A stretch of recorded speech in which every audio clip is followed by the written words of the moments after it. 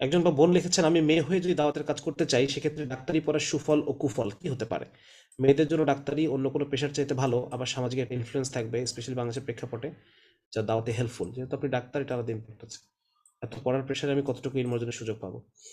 আচ্ছা, মেয়েদের ক্ষেত্রে ডাক্তারি পড়তে যাওয়ার ক্ষেত্রে আসলে কি, যদি আমাকে বলেন যে সম্পূর্ণ ইসলামী দৃষ্টিকোণ থেকে এই বর্তমান প্রেক্ষাপটে মেয়েদের ডাক্তারি পড়ার ক্ষেত্রে কথা বল বল মানে ইসলামের দৃষ্টিকোণ থেকে আপনি ইসলামকে সেফ রাখতে চাচ্ছেন, সেক্ষেত্রে আমার পরামর্শ থাকবে না পড়া। হ্যাঁ, আর যদি মনে করেন যে না, আমি এটা বাসার প্রেশার আছে বা ইত্যাদি ইত্যাদি বিষয়গুলো আছে, তাহলে সেক্ষেত্রে আপনি পড়তে পারেন, আলেমদের সাথে পরামর্শ নিতে পারেন। কিন্তু যদি আপনার এতটুকু সুযোগ থাকে যে না, আপনি এই ধরনের জায়গাতে যাবেন না, তাহলে সেক্ষেত্রে সেই সুযোগটা নেওয়া উচিত। আর যদি সুযোগ না থাকে তাহলে সেক্ষেত্রে আপনি পড়বেন। ঠিক আছে? আর কার ইনফ্লুয়েন্স কত হবে এগুলো তো আসলে পেশার সাথে সম্পর্কযুক্ত না। এটা আল্লাহ তাআলা চাইলে যে কারো ইনফ্লুয়েন্স যে কারো চেয়ে বেশি করে দিতে পারেন, ঠিক না? এটা ডাক্তারি পেশা গেলে পরেই আপনার সামাজিক ইনফ্লুয়েন্স বেশি হবে, আপনি দাওয়াতের কাজ করার সুযোগ পাবেন বেশি। এটা এক ধরনের এক ধরনের মানে কি বলা যায়? একটা ভুল চিন্তা আরকি, আমি মনে করি। আমি মনে করি এটা একটা ভুল চিন্তা। যেমন কথার কথা যে দাওয়াতের কাজ, আমার যে আমার কথা যদি আমি বলি যে কথার কথা, আপনারা যে আমার কথা শোনার জন্য আসছেন বা দেখা যাচ্ছে বিভিন্ন ভার্সিটিতে গেলে তারা আমার কথা শুনতে চাই, এটা কিন্তু আমি ডাক্তার বলে শুনতে আসছে তা না। বরং আমি ইসলাম নিয়ে কাজ করি বলে ইসলাম আমাকে সম্মানিত করছে। আমি যদি ইসলাম নিয়ে কাজ না করে একটা শুধু ডাক্তার হিসেবে তাদের কাছে যাইতাম, তাহলে তো তারা আমাকে এতটা সম্মান করতো না বা এতটা রেসপন্স করতো না। সুতরাং ডাক্তার হওয়ার সাথে সম্পর্ক যে একেবারে নেই তা না।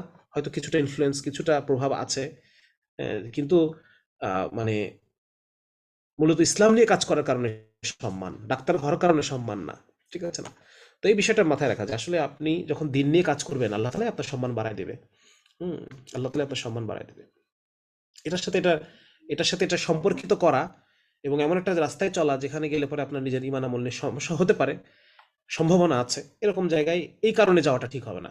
ঠিক আছে না? আচ্ছা। আরেকজন বোন লিখেছেন, দিনের দাওয়াতের জন্য মেডিকেল সেক্টরে থেকে নিজেকে কিভাবে প্রিপেয়ার করা যায়? আমি আমি কিন্তু শুরুতে গত কোর্সের শুরুতে আমি একটা কথা বলছি যে মানব সেবার জন্য ডাক্তার হওয়া জরুরি না। একইভাবে দিনের দাওয়াতের জন্য ডাক্তার হওয়া জরুরি না। মানে কেন ডাক্তার কথাটা বারবার আসতেছে? ডাক্তার তো একটা পেশা। আপনি দাওয়াতের জন্য মেডিকেল সেক্টরে যাবেন কেন? দাওয়াতের জন্য মেডিকেল সেক্টরে যাওয়ার তো না, দরকার নেই। ঠিক আছে না? এটা কিন্তু একটা ভুল চিন্তা। আপনি যদি বলেন যে মানব সেবার জন্য মেডিকেল সেক্টরে যাব, এটা একটা ভুল চিন্তা। দাওয়াতের জন্য মেডিকেল সেক্টরে যাব, এটা একটা ভুল চিন্তা। ঠিক আছে? আপনি যদি বলেন যে আমি ডাক্তার হইতে চাই, এটা আমার পেশা, তাহলে এটা এটা একটা মানা যায় যে আমি আমি পেশা পেশা হিসেবে আমি মেডিকেল সেক্টরে যেতে চাই। সেটা ঠিক আছে। হুম। তো এটা একটা ভুল চিন্তা। আমি এর আগে শুরুতে ক্লিয়ার করছি যে এগুলো আসলে ভুল চিন্তা, হ্যাঁ? বরং আপনি যদি দাওয়াত করতে দিতে চান, দাওয়াতে দিনের দাওয়াত দিতে চান, তাহলে আপনার দিনী এলেম বা দাওয়াতের কলাকৌশলগুলো বা কোন জায়গায় দাওয়াত দেওয়া উচিত, এই বিষয়গুলো নিয়ে আপনাকে আপনাকে পড়াশোনা করতে হবে, এক্সপার্ট হতে হবে। হ্যাঁ? কিন্তু দিনের দাওয়াতের জন্য মেডিকেল সেক্টর ব্যাপারটা এরকম। আমার এক ফ্রেন্ড একবার আমাকে বলতেছে, বিয়ে করবো, একটা ডাক্তার মেয়ে দেখ, একটা ডাক্তার দেখ।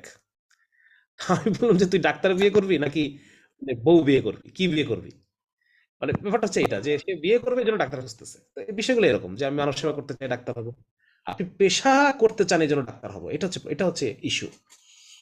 ঠিক আছে? আচ্ছা, মেডিকেল সেক্টরে দিনের দাওয়ার জন্য ক্যারিয়ার কিভাবে করা যায় মেয়েদের সেক্টরে? এই যে আবার সে একই জিনিস, মেডিকেলে পাবলিক স্ফিয়ারে মিনিমামে এসেও কিছু করা যায় কিভাবে? মিনিমাম এসে, যেমন মেডিকেল পড়া, এই পড়াটা মেয়েদের জন্য কি বলা যায়, মিক্সিং না করে একজন মেয়ে মেডিকেল পড়বে, এটা আসলে খুবই কঠিন, খুবই কঠিন। হ্যাঁ, টু সাম এক্সটেন্ট এটা ছেলেদের সাথে, বিশেষ করে ওয়ার্ডে গেলে পরে, ওয়ার্ডে যখন আমরা রুগী দেখি তখন ছেলেদের সাথে মেয়েদের খুব হেভি ইন্টারাকশন এবং ইন্টার্নির সময় খুব ইন্টারাকশন হয়। এমনিতে ক্লাসে অতটা হয় না, ক্লাসে আলাদা সুযোগ আছে, মানে সেপারেট বসার সুযোগ আছে হয়তো, কিন্তু আর মেয়েদের জন্য কিছু মেডিকেল কলেজ আছে, যেমন হচ্ছে আমি যতদূর জানি আদ্দিন মেডিকেল কলেজটা কি মেয়েদের সম্ভবত, Shahabuddin medical college, Ad-din medical college, community medical college, কিছু প্রাইভেট মেডিকেল কলেজ যেগুলো মেয়েদের আলাদাভাবে আছে। তো এগুলো আপনি আলাদার সাথে পরামর্শ করবেন যেটা আসলে জায়েজ হবে কিনা, বা যাওয়া জরুরি কিনা, বা এই বিষয়গুলো নিয়ে আপনার বাবা মা কি মনে করেন, তাদের কি চিন্তাধারা, সবকিছু মিলাই আপনারা আলাদার সাথে পরামর্শ করবেন। আচ্ছা।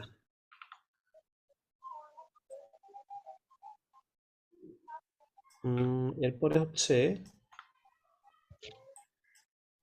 একজন লিখছেন যে মেডিকেলে পড়ার পাশাপাশি দিনই পড়াশোনা কিভাবে করেছেন পরামর্শ চাই। আচ্ছা, আমি এলোমেলো, আমাকে অনুকরণ করলে আসলে হবে না, কারণ আমার পড়াশোনার কোনো মানে ছিঁড়ি ছাদ নাই আর কি।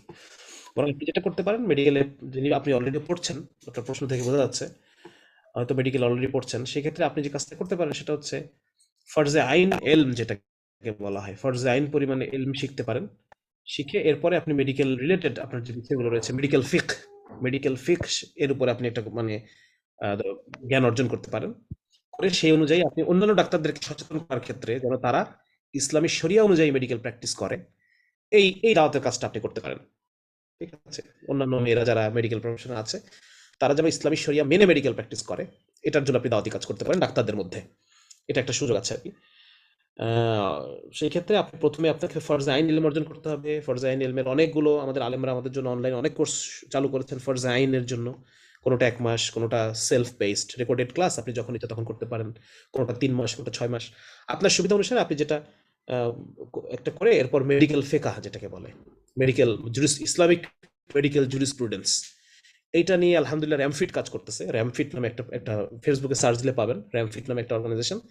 তারা ডাক্তারদের মধ্যে শরিয়ার সচেতনতা, এই বিষয়গুলো নিয়ে তারা কাজ করতেছে। সুতরাং আপনিও এটা নিয়ে মেয়েদের বোনদের মধ্যে যারা অলরেডি ডাক্তারের পেশায় আছে তাদের মধ্যে কাজ করতে পারেন চাইলে। আচ্ছা, কিভাবে পর্নোগ্রাফি থেকে মুক্তি পেতে পারি? এটা পর্নোগ্রাফির বিষয় না আজকের, সুতরাং এই আলাপটা আমরা করব না। যারা প্রোগ্রামিং রিলেটেড কাজ করি, প্রায় সারাদিন ডিভাইসে থাকা লাগে, তাদের ক্ষেত্রে কি সাজেশন হবে? সেক্ষেত্রে যাদের সারাদিনই ডিভাইসে থাকাটা আসলে চোখের জন্য খারাপ, ব্রেনের জন্য খারাপ, ঘুমের জন্য খারাপ, পিঠের জন্য খারাপ, এই বিষয়গুলো আছে। তো যাদের সারাদিন থাকা লাগে তারা যে কাজটা করতে পারেন, ওই যে আল্ট্রাভায়োলেট চশমা আছে, সেটা ব্যবহার করতে পারেন। খুব সুন্দর পজিশন, মানে কি বলা যায়, ভালো চেয়ার আছে, দামি চেয়ার, যে চেয়ারগুলো নিলে পরে আপনার পিঠে সমস্যা হবে না। হ্যাঁ, এ ধরনের মানে আপনার আপনার যে ওয়ার্কিং সেট আপ, এই সেট আপটাকে আপনার একটু সুন্দর করতে হবে, যাতে করে আপনার কোনো ধরনের কোনো সমস্যা না হয় আর কি। হুম, এখন যেহেতু প্রোগ্রামিং রিলেটেড কাজ, ডিভাইসে থাকা লাগে, কিছু তো করার নাই, তাই না? সেক্ষেত্রে যতটা সম্ভব যেন জিনিসটা সেফলি যেন কাজগুলো করা হয়। আচ্ছা, একজন বোন প্রশ্ন করছেন, বাসায় শুধু আমি আর আমার ৪ বছরের ভাই।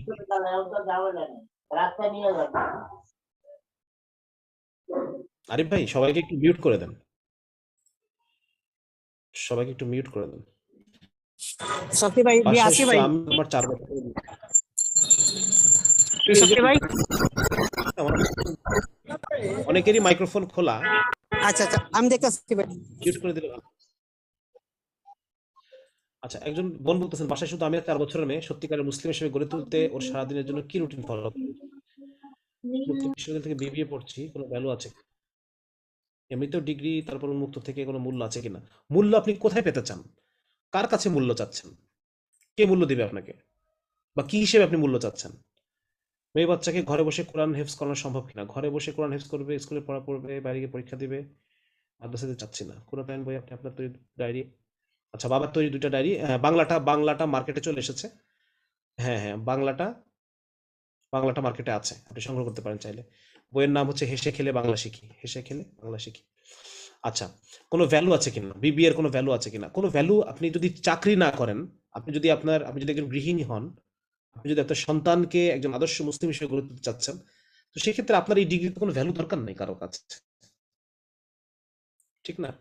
বা আমি মনে করি যে ডিগ্রি এই মানে বিবিএ পড়ে আপনার সময় নষ্ট করার দরকার নাই। যদি আপনি আসলে চাকরি করতে না চান, বা আপনার যদি চিন্তাধারা শুধু সন্তানকে কেন্দ্র করে থাকে, হ্যাঁ, তাহলে সেক্ষেত্রে টাইম নষ্ট করার কি দরকার? বরং আপনি দিনই এলেম শিখেন।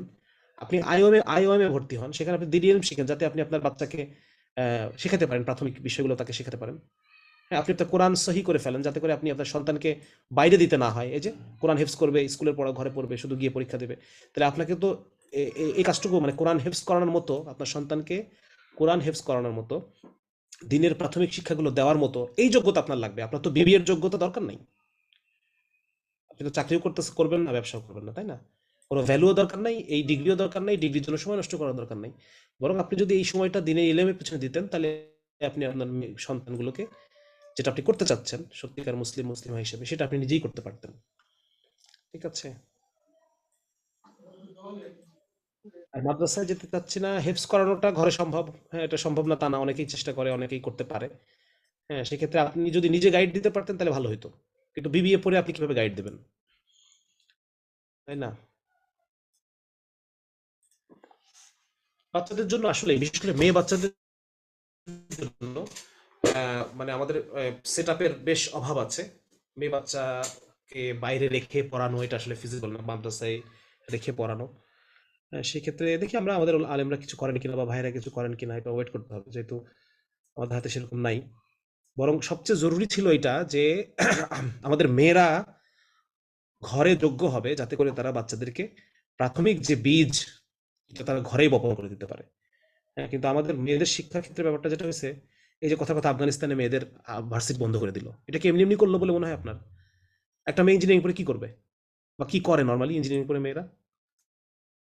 কিছু মেয়েরা বিদেশে যায়, আর অধিকাংশই তো যায় না, অধিকাংশই তো মানে আলটিমেটলি 5টা বছর তার যে ডিগ্রি, এই ডিগ্রির সময়টা এমনি নষ্ট হলো।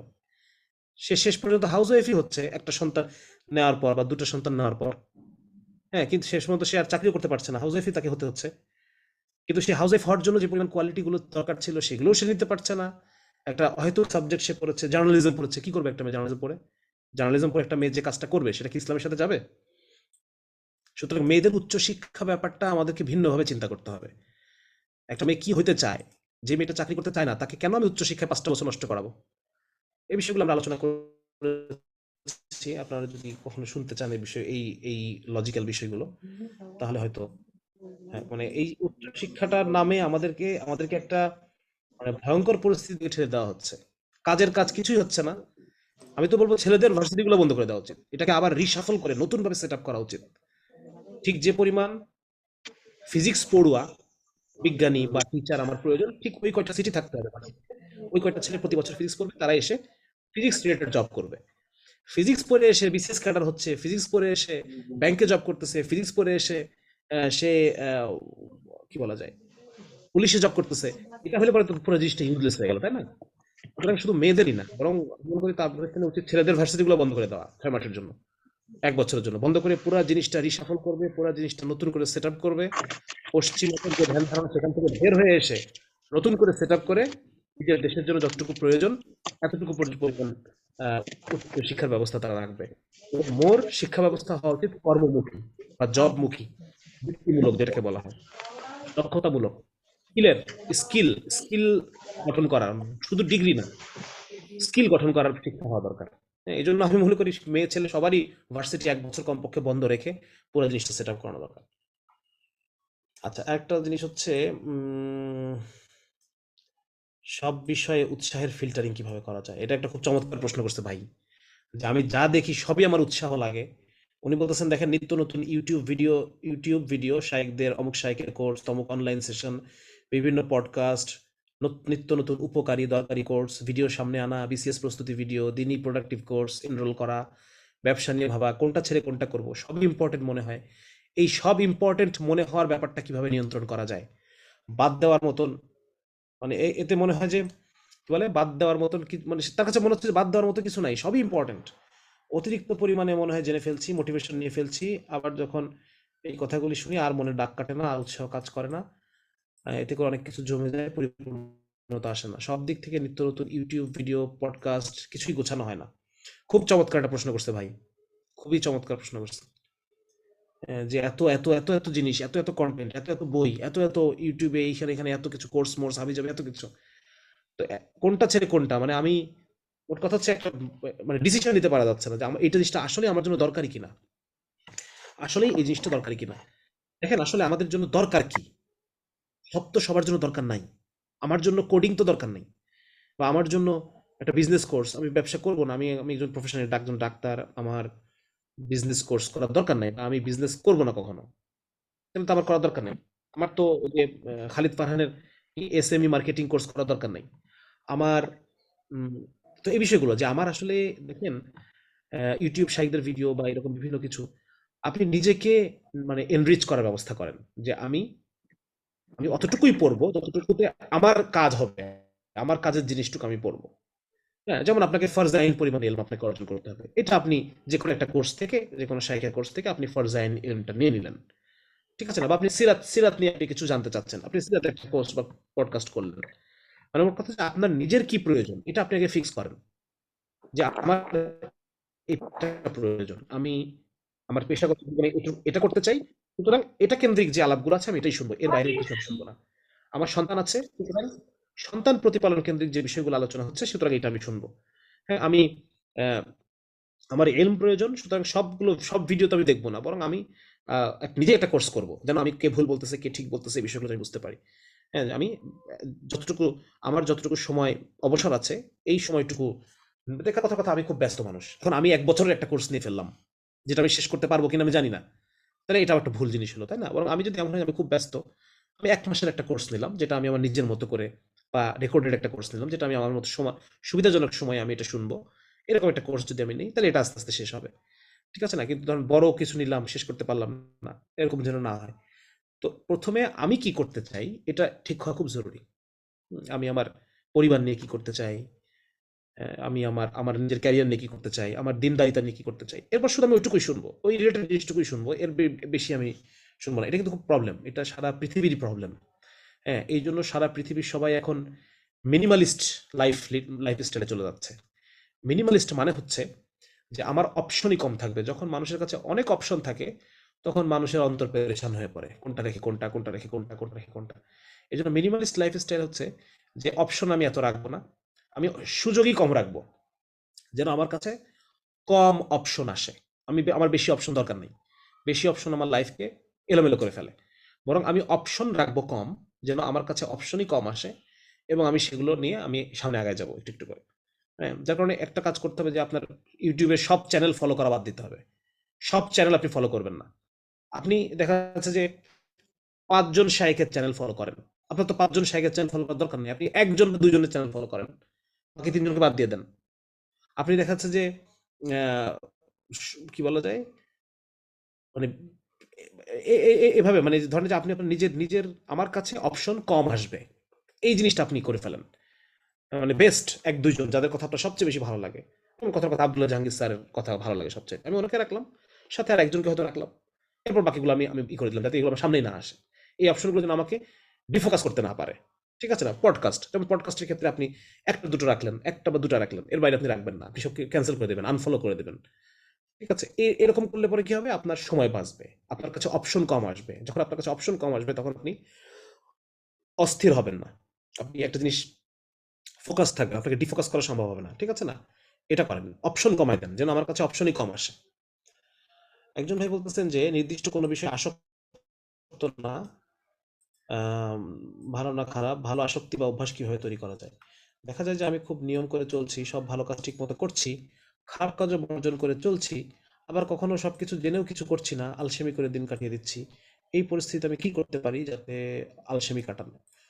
আচ্ছা, আলসেমি কয়েক ধরনের আছে, একটা হচ্ছে যে উম, মানে কোনো কিছুই তার করতে ভাল লাগে না, একটা একটা আছে না যে ভাল লাগে না, কিছু ভাল লাগে না। হ্যাঁ, এটা এক ধরনের আলসেমি, যে কিছু ভালো লাগতেছে না, আমি ব্যায়াম করতে চাচ্ছি কিন্তু আজ করব কাল করব পরশু করব, করতে পারতেছি না, এরকম বিভিন্ন ধরনের আলসেমির বিভিন্ন টাইপ আছে। তো আলসেমির একটা বড় কারণ হচ্ছে লো টেস্টোস্টেরন। টেস্টোস্টেরন পুরুষের হরমোন, এই হরমোনটা যখন কমে যায় তখন এই আলসেমির একটা ব্যাপার চলে আসে। হ্যাঁ, কাজ বাধায় রাখা, কাজটা না করা, মানে ভাল লাগতেছে না আজকে কালকে করব, এই যে এই ধরনের বিষয়গুলা, এটা লো টেস্টোস্টেরনের একটা লক্ষণ। যার কারণে একটা আপনি কাজ করতে পারেন এখানে যে আপনি টেস্টোস্টেরন বাড়ায় এই ধরনের খাবার দাবারগুলো খেতে পারেন। আর হচ্ছে পর্যাপ্ত সানলাইট, হুম, তারপর এক্সারসাইজ করলে পরে টেস্টোস্টেরন বাড়ে। মানে টেস্টোস্টেরনকে বাড়ানোর জন্য যা যা করণীয় এগুলো যদি আপনি করেন আলটিমেটলি দেখবেন যে আপনার মধ্যে অ্যাক্টিভিটি ফেরত আসছে। হ্যাঁ, আপনার মধ্যে উদ্যম, কর্ম উদ্যম, অ্যাক্টিভ থাকা সবসময়, এই বিষয়গুলো ফেরত আসছে। আলসেমি কাটানোর জন্য এটা একটা ভালো প্রক্রিয়া হতে পারে। আর এছাড়াও আমাদের দিন ইসলাম ইটসেলফ প্রোডাক্টিভ, আলসেমি সাপোর্ট করে না। প্রোডাক্টিভ মুসলিম বইটা পড়তে পারেন। আর আরেকটা জিনিস করতে পারেন, সেটা হচ্ছে যে আসলে অনেক সময় আমরা নিজেরা নিজেকে নিয়ন্ত্রণ করি না, সেই জন্য নিয়ন্ত্রণটা অন্য কারো হাতে তুলে দিলে সেক্ষেত্রে দেখা যায় যে ওই সমস্যা থেকে উঠে চলে আসা যায়। ঠিক আছে না? সেক্ষেত্রে আপনি কোনো একটা রুটিন লাইফ, যেমন ৩ দিনের জামাত, যদি তাবলিগ পছন্দ করেন ৩ দিনের জামাতে যেতে পারেন, বা একটু বেশি ১০ দিন যেতে পারেন। এতে হয় কি যে আপনি নিজের হাতে নিজে নাই, আপনি একটা রুটিনের সামনে নিজেকে সমর্পণ করছেন এবং ওই রুটিন অনুযায়ী আপনাকে চলতে হচ্ছে। এর ফলে যেটা হচ্ছে যে আপনি ফেরত এসে ওই রুটিনের উপর অটোমেটিক চলতেছেন। ঠিক আছে, এরকম একটা বিষয় হয়। তো এটাও করতে পারেন। ইসলাম এই আলসেমি সাপোর্ট করে না, গাফলতি, উদাসীন থাকা, ইসলাম সবসময় সচেতন থাকা, মাইন্ডফুলনেস, এগুলোকে ইসলাম প্রমোট করে। তো যার কারণে আহ, ভালো অভ্যাস এভাবে তৈরি করা যায়। মানে আপনি যদি নির্দিষ্ট একটা সময় অভ্যাসের উপর থাকেন, তো ফিরে আসার পরও ওই অভ্যাসটা রয়ে যায়। এই জন্যই যে তবলিগের চিল্লা টিল্লা বা এই বিষয়গুলো কিন্তু খুব মানে এই কাজটা করে আর কি, আপনার মধ্যে ইসলামের উপর চলার অভ্যাস তৈরি করে, কিছু আমলের অভ্যাস তৈরি করে। ঠিক আছে না? প্রথমে তো এত এত সময় আপনি লাগাতে পারবেন না, বরং আপনি 3 দিন করে প্রতি মাসে যদি দেন, তাহলে পর দেখা যাচ্ছে এই অভ্যাসগুলো আপনার মধ্যে 3 দিন আপনি অভ্যাস করলেন, এরপর বাকি 27 দিন আপনি অভ্যাসের উপরে আপনাকে